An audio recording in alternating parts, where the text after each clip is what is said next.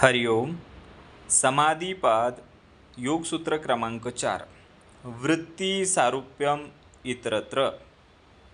वृत्ती म्हणजे चित्ताच्या लहरी, विचारांचे प्रवाह किंवा मानसिक क्रिया. सारूप्यम म्हणजे सारखे होणे, समरूप होणे, जुळते स्वरूप धारण करणे. इतरत्र म्हणजे इतर वेळी, म्हणजे निरोधावस्थेच्या शिवाय जी वेळ असते तेव्हा. पतंजली कसे सांगतात, जेव्हा चित्तवृत्तींचा निरोध नसतो तेव्हा द्रष्टा वृत्तीबरोबर सारखा होऊन जातो, समरूप होतो, वृत्तींच्या समरूप होतो.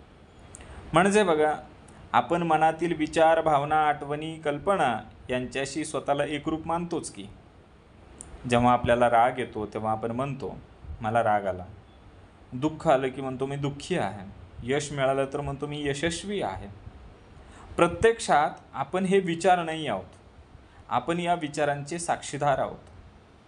पण जेव्हा आपलं चित्त स्थिर नसतं तेव्हा आपण वृत्तीशी एकरूप होतो आणि आपलं खरं स्वरूप विसरून जातो. बरोबर? जसं आरशामध्ये कोणाचे प्रतिबिंब दिसले आणि आपण तेच आपलं मूळ रूप आहे असं मानू लागलो तर आपल्याला काय झालेलं आहे, स्वतःचा विसर पडलेला आहे. आपण स्वतःचं खरं रूप विसरून गेलेलो आहे आणि आरशामध्ये दिसणारं प्रतिबिंब ते भलेही वेगळं कोणाचं तरी असलं तरी तेच आपलं मूळ स्वरूप आहे असं मानू लागलो. तसंच मनातील विचार, भावना, आठवणी ह्या आरशातील प्रतिबिंबासारख्या आहेत. जेव्हा वृत्तींचा विरोध नसतो तेव्हा आपण त्या प्रतिबिंबाशी एकरूप झालेलो असतो. धन्यवाद.